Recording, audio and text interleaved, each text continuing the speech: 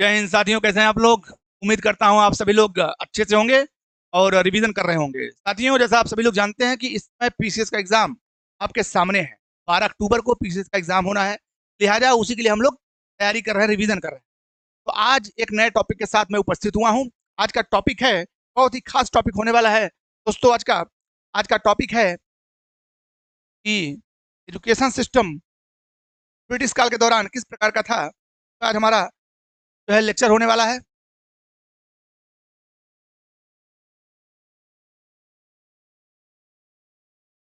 आज हमारा जो है क्या है वो, education system during the British era. British era अर्थात ब्रिटिश काल में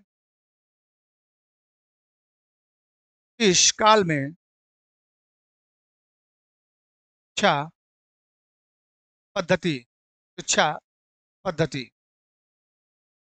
ब्रिटिश काल में शिक्षा पद्धति, ये हमारा टॉपिक आज रहने वाला है। ब्रिटिश काल में शिक्षा पद्धति।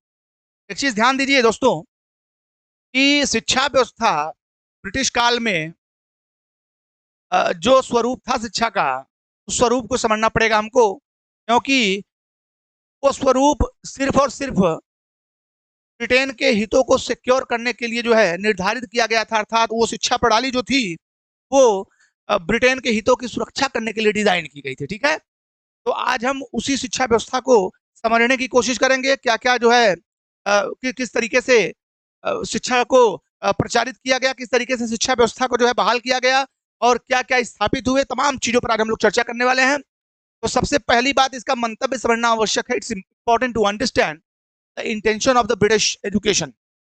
जो ब्रिटिश एजुकेशन अपने भारत में दी गई, उसका मंतव्य समझने की आवश्यकता है कि क्या उद्देश्य था और किस उद्देश्य विशेष के तहत शिक्षा का प्रचार प्रसार हुआ, खासतौर पर ब्रिटिश एजुकेशन का। ठीक है, देखिए, तो आज सबसे पहले इसका उद्देश्य क्या था। उद्देश्य अगर हमको समझना है, इसका उद्देश्य क्या था, तो इसका उद्देश्य था ब्रिटिश हितों की पूर्ति हेतु। पूर्ति हेतु का मतलब, इसका इसका उद्देश्य, शिक्षा का उद्देश्य क्या था। खासतौर पे अंग्रेजी सरकार एक ऐसी ब्रीड तैयार करना चाहती थी भारतीयों की, जो कि सकल सूरत से तो भारतीय रहे लेकिन मन मस्तिष्क से जो है वो अंग्रेजों की तरह काम करे, अंग्रेजों के हितों के लिए काम करे। ठीक है, तो ये उद्देश्य था। और इसकी शुरुआत कहाँ से होती है। शुरुआत भैया होती है आपकी कलकत्ता से होती है। कलकत्ता से होती है, खासतौर पे कब होती है, ये होती है 1781 ईस्वी की शुरुआत होती है। 1781 ईस्वी से इसकी शुरुआत होती है, जब कलकत्ता के अंदर कलकत्ता मदरसा की स्थापना होती है। ध्यान दीजिएगा, कलकत्ता मदरसा की स्थापना होती है भैया। ठीक है, कब होती है, 1781 ईस्वी में होती है मदरसा की स्थापना, कलकत्ता मदरसा की स्थापना होती है। ठीक है, एक चीज हमको ध्यान देना है कि ये जो एजुकेशन सिस्टम इनका था, इनका एजुकेशन सिस्टम इस बात पर आधारित था कि हमको अगर भारत में शासन करना है, मैं बकौल अंग्रेज अंग्रेज बोल रहा हूँ, मतलब अंग्रेजों की तरफ से उनके बिहाफ पे बोल रहा हूँ, तो उनका उद्देश्य जो था कि अगर हमको शासन व्यवस्था यहाँ पे करना है तो हमको यहाँ के पूरे शिक्षा के मॉडल को समझना पड़ेगा, लोगों की जरूरतों को समझना पड़ेगा, लोगों के धर्म और उनके धार्मिक कानूनों को समझना पड़ेगा। लिहाजा उनके धर्म का अध्ययन जरूरी है और उसके लिए क्या है, क्या चाहिए कि उस हिसाब से हमको शिक्षा व्यवस्था स्थापित करनी पड़ेगी। तो इसी लिहाज से उन्होंने सबसे पहले कलकत्ता के अंदर 1781 ईस्वी में कलकत्ता मदरसा की स्थापना, ध्यान दीजिएगा, कलकत्ता मदरसा की स्थापना कब हुई, 1781 ईस्वी में हुई। इस बात को आपको समझना है। और इस स्थापना में, कलकत्ता मदरसा की स्थापना में, कलकत्ता मदरसा की स्थापना जो थी भैया, स्थापना 1781 में हुई। और किया कौन, वारेन हेस्टिंग्स। ध्यान दीजिएगा, वारेन हेस्टिंग्स ने किया, ये गवर्नर जनरल थे उस समय। और इसका उद्देश्य क्या था, सबसे मेन है उद्देश्य को पकड़ना, उद्देश्य समझना। इसका उद्देश्य क्या था, क्या उद्देश्य था कलकत्ता मदरसा की स्थापना का। का मुख्य उद्देश्य था मुस्लिम मुस्लिम कानून का अध्ययन, कानून का अध्ययन, ठीक है। दूसरा क्या उद्देश्य था? मुस्लिम दर्शन का अध्ययन, मुस्लिम दर्शन का अध्ययन।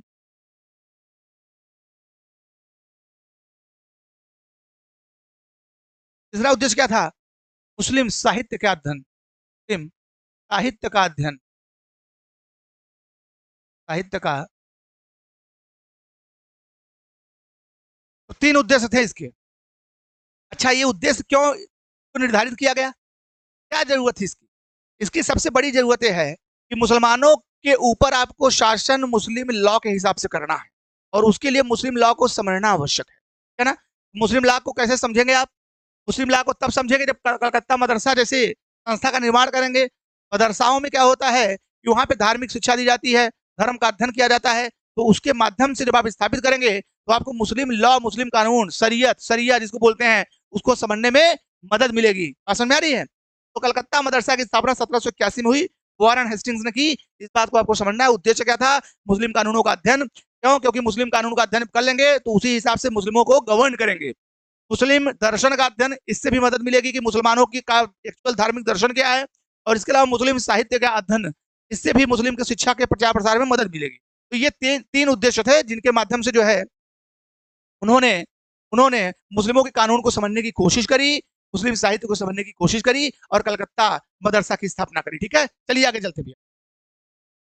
तो ये तो हो गया मुस्लिम कानून, मुस्लिम दर्शन को समझने की प्रक्रिया, जिसमें हम कलकत्ता मदरसा की स्थापना के बारे में देखते हैं कि किस प्रकार से उसकी स्थापना की जाती है और ये तमाम चीजें होती हैं। अब बात आती है मुस्लिम के कानून के पश्चात हिंदू कानून, ठीक है। तो हिंदू कानून की बात आती है तो इस दशा में बनारस बनारस बनारस में 1791 ईस्वी में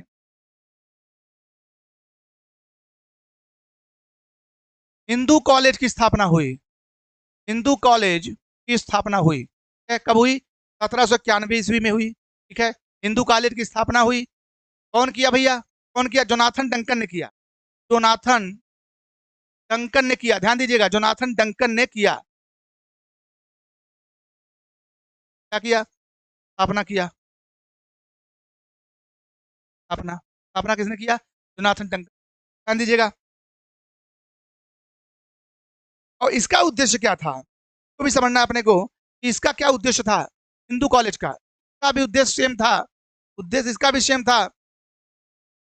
उद्देश्य क्या था भैया? उद्देश्य था हिंदू कानून का अध्ययन, हिंदू कानून का अध्ययन,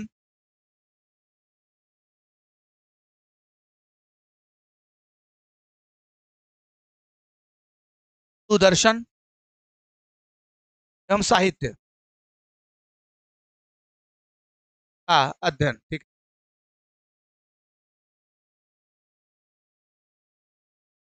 मुख्य कारण यह है कि भारत में सर्वाधिक जो आबादी है हिंदू और मुसलमानों की आबादी है। इन्हीं के ऊपर आपको शासन व्यवस्था स्थापित करनी है, इन्हीं के ऊपर शासन करना है आपको। जब इनके ऊपर आपको शासन करना है तो इनके कानून को समझना बड़ा ही जरूरी है। अगर कानून नहीं समझेंगे तो उस जरूरत को नहीं समझ पाएंगे जो इन समाज या इन समुदायों की जरूरत है। और धार्मिक सेंटीमेंट उस समय बहुत प्रभावी हुआ करते थे, ठीक है ना। धार्मिक सेंटीमेंट की वजह से ही 1857 की क्रांति भी हुई, आप सभी ने देखा। तमाम ट्राइबल रिवोल्ट्स हुए उसी वजह से, सन्यासी विद्रोह वगैरह आप जो है समझ सकते हैं उससे। तो कहने का मतलब जो है ना कि धार्मिक सेंटीमेंट को सिक्योर करना, वो इतना सेंसिटिव मुद्दा होता था, उसको उसको न छेड़ना, ये इस समय की जो है सबसे बड़ी जरूरत थी। लिहाजा उन्होंने कहा कि पहले समझते हैं, इनका अध्ययन करते हैं और इस हिसाब से इनके ऊपर हम लोग शासन व्यवस्था स्थापित करते हैं। तो इसी दशा में बनारस में हिंदू कॉलेज की स्थापना हुई 1791 ईस्वी में, जोनाथन डंकन ने किया। हिंदू कानून का अध्ययन, हिंदू दर्शन, हिंदू साहित्य का अध्ययन। ठीक है, चलिए अब आगे चलते हैं भैया, आगे चलते हैं। अब एक चीज ध्यान दीजिए, इसके बाद 1813 ईस्वी का चार्टर एक्ट बहुत ही इंपॉर्टेंट है। जब हम ब्रिटिश काल में शिक्षा व्यवस्था को समझने का प्रयास करते हैं तो उस दिशा में हमको 1813 का चार्टर एक्ट जो है वो बड़ा ही महत्वपूर्ण नजर आता है। लिहाजा हम लोग चार्टर एक्ट 1813 का चार्टर एक्ट जो है में क्या प्रावधान किया गया, थोड़ा हल्की सी नजर इस पर भी हमको दौड़ाना पड़ेगा। देखिए, चार्टर एक्ट 1813 का चार्टर एक्ट, इसमें क्या किया गया भैया, में अंग्रेजी शिक्षा के लिए, अंग्रेजी शिक्षा एवं पश्चिमी शिक्षा के लिए, पश्चिमी शिक्षा के लिए 1,00,000 रुपए, 1,00,000 रुपए वार्षिक का प्रावधान किया गया, प्रावधान किया गया। क्या किया गया, पश्चिमी शिक्षा का विस्तार किया जाए और माध्यम जो हो वो अंग्रेजी हो, ताकि वो ब्रीड तैयार हो सके। बात समझ आ रही है? तो जिसकी वजह से पश्चिमी शिक्षा के विस्तार के लिए 1,00,000 रुपए वार्षिक का प्रावधान किया गया। और ये कब किया गया, चार्टर एक्ट के द्वारा। हालांकि हालांकि वितरण वितरण है, रुपए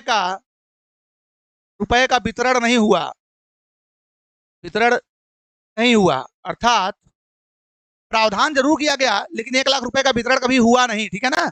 ये सैद्धांतिक तौर पर प्रावधान किया गया, इस चार्टर को समझना पड़ेगा। अर्थात कवायद, कोशिशें जारी रही। ठीक है ना? इसके बाद भैया थोड़ा और आगे बढ़ते हैं हम लोग। थोड़ा अगर आगे बढ़ेंगे तो हमको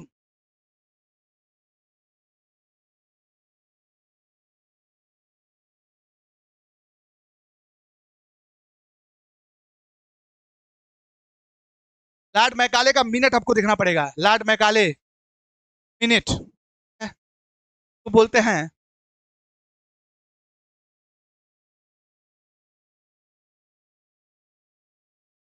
ये देखना पड़ेगा हमको, लॉर्ड मैकाले का मिनट। लॉर्ड मैकाले ये कानून मंत्री थे। क्या थे? कानून मंत्री थे, कानून मंत्री थे, है ना? लेकिन शिक्षा के क्षेत्र में भी शिक्षा के लिए सुझाव दिए। ठीक है, लिए सुझाव दिए। आधुनिक शिक्षा के लिए सुझाव इनका अच्छा खासा था। और शिक्षा के सुधार में क्या था, पहला पॉइंट और दूसरा पॉइंट क्या था इनका, तो समझना पड़ेगा। पहला इन्होंने कहा कि पश्चिमी शिक्षा का विस्तार हो, शिक्षा का विस्तार, एक ये कहा इन्होंने। दूसरा क्या कहा, माध्यम अंग्रेजी हो, माध्यम अंग्रेजी हो, ध्यान दीजिएगा, अंग्रेजी, माध्यम अंग्रेजी होना चाहिए। ठीक है, ये इन्होंने कहा। इसके अलावा इन्होंने एक आपत्तिजनक स्टेटमेंट भी दिया, आपत्तिजनक भारतीयों के लिए, क्योंकि लॉर्ड मैकाले ही थे जिन्होंने कहा था कि ब्रिटेन की एक लाइब्रेरी में उतना ज्ञान निहित है जितना पूरे भारत और समस्त अरब देशों में उतना ज्ञान नहीं है जितना ब्रिटेन की एक लाइब्रेरी में है।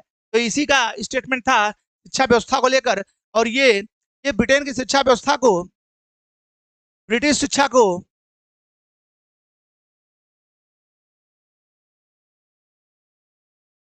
भारतीय शिक्षा से बेहतर मानता था, शिक्षा से बेहतर मानता था भैया, ध्यान दीजिएगा, बेहतर मानता था। ठीक है, नहीं कहा था कि ब्रिटेन की एक लाइब्रेरी जो है वो पूरे समस्त भारत और समस्त जो है अरब से श्रेष्ठ है और ज्यादा मतलब अच्छी है। चलिए, तो ये तो हो गया लॉर्ड मैकाले का मिनट जो है। और ये मिनट इन्होंने जारी किया था 1835 ईस्वी, ध्यान दीजिएगा। विलियम बेंटिंग थे उस समय जो है। चलिए भी आगे चलते हैं। एक और संस्था थी जो बहुत ही खास संस्था थी, आप लोगों ने सुनी होगी, वो संस्था थी Asiatic society, Asiatic society of India.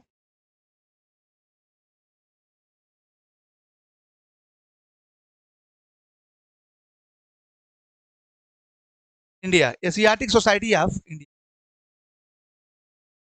इसकी स्थापना 1784 में हुई कि भैया विलियम जोन्स साहब ने की, विलियम जोन्स साहब ने की।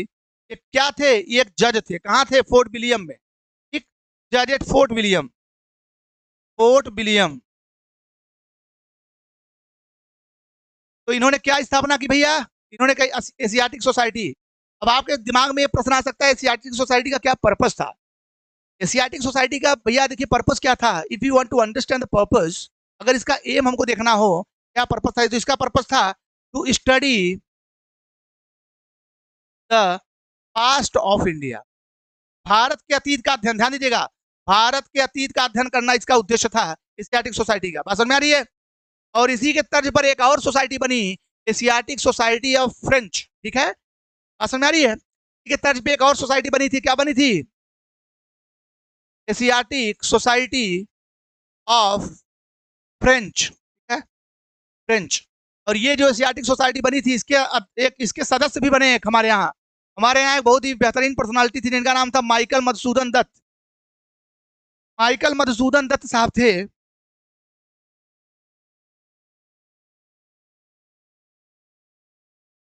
मधुसूदन मधुसूदन दत्त दत्त, ये सदस्य बने, है ना, सदस्य बने। ध्यान दीजिएगा, ये वो दौर था जब भारत में न केवल ब्रिटेन की तरफ से प्रयास किए गए और तमाम तरह की सोसाइटीज बनी, बल्कि फ्रांस के लोग भी उस समय जो है सक्रिय थे और उन्होंने भी समाज का निर्माण किया, बहुत सारी सोसाइटीज बनाई भारत की दशा को, भारत के इतिहास को समझने के लिए। लिहाजा एशियाटिक सोसाइटी ऑफ फ्रेंच भी बनी, एशियाटिक सोसाइटी ऑफ इंडिया भी बनी। विलियम जोन्स जो थे वो हेड थे, ठीक है ना। चलिए भैया आगे चलते हैं। अब विलियम जोन्स साहब ने एक और जो है, इनका एक और योगदान है, आपने सुना होगा अभिज्ञान शाकुंतलम।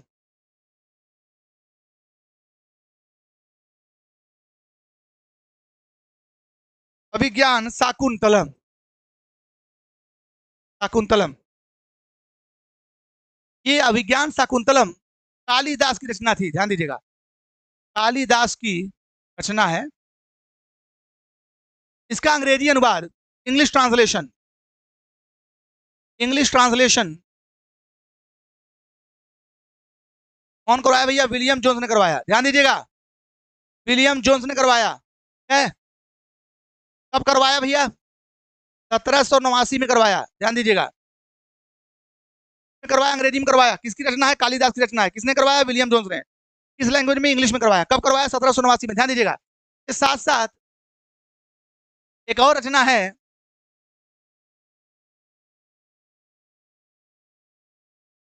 बोलते हैं उसको, चलिए अभी बताते हुए दिमाग में नहीं है, भागवत।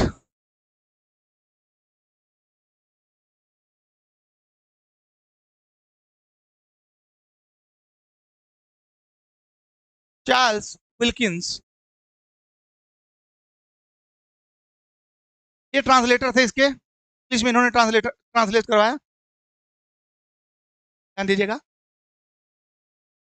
चलिए तो दो, एक आप देख लिए, ध्यान दीजिएगा, विज्ञान शाकुंतलम इसकी रचना जो है कालिदास की रचना थी, ये ट्रांसलेशन विलियम जोन्स ने करवाया 1789 में। और भागवत की रचना चार्ल्स विल्किंस ने करवाई, इंग्लिश में वो भी करवाई 1785 में, ध्यान दीजिएगा।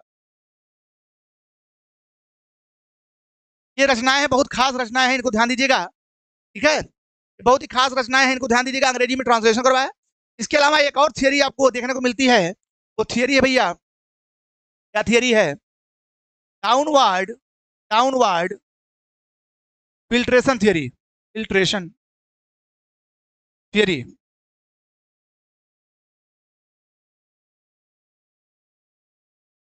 डाउनवर्ड फिल्ट्रेशन थियरी, इसको बोलते हैं अधोमुखी, अधोमुखी स्पंदन, स्पंदन, अधोमुखी स्पंदन सिद्धांत।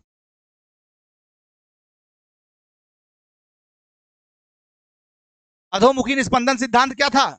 अधोमुखी निस्पंदन सिद्धांत, ये भी मैकाले का ही सिद्धांत है, ध्यान दीजिएगा, ये लॉर्ड मैकाले का ही सिद्धांत है। इसके अनुसार क्या था भैया कि अगर आप एक एलाइट वर्ग को, अर्थात एक जो है समूह को अगर आप जो है शिक्षित कर देते हैं, तो कॉमन जो लोग हैं, कॉमन पीपल, वो खुद शिक्षित हो जाते हैं।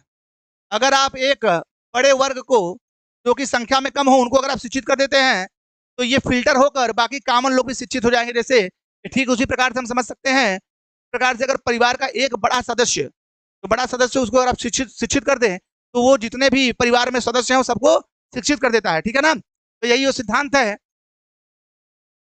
तो ये दिया था कौन? मैकाले साहब ने दिया था, अधोमुखी निस्पंदन सिद्धांत, ठीक है, ध्यान दीजिएगा, बड़ा ही खास सिद्धांत है। तो चलिए आज पार्ट 1 आपका जो ब्रिटिश काल में शिक्षा व्यवस्था का पार्ट 1 जो है ये खत्म हुआ। अब पार्ट 2 में तमाम और प्रकार की चीजों को हम लोग कवर करेंगे, जिसमें आपका वुड का डिस्पैच आएगा, हंटर कमीशन आएगा, ठीक है ना, सेटलर सार्जेंट प्लान, तमाम तरह की चीजें आएंगी, यूनिवर्सिटी एक्ट ऑफ 1904, बहुत सारी चीजें आएंगी। बाद वाले क्लास में हम लोग देखेंगे। आज के लिए इतना ही। आप लोग रिवाइज करिए, पढ़ते रहिए, हौसला बना के रखिए, उत्साह के साथ रिवीजन करते रहिए। मिलते हैं कल एक नए क्लास और एक नए उत्साह के साथ। तब तक के लिए जय हिंद।